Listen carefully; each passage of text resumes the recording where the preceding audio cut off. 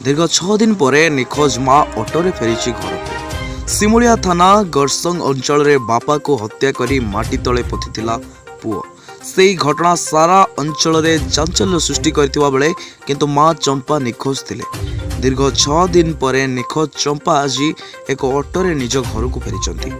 सिमुलिया थाना अंतर्गत गरसंग ग्राम रे स्वामीर मृतदेह उद्धार पर आज स्त्री चंपावती घरे पहुंचले। गत 6 दिन तले स्वामी प्रभाकर बेहेरार मृतदेह घर पछ बिलरू पता जाइथिबा बेले उद्धार करथिला पुलिस।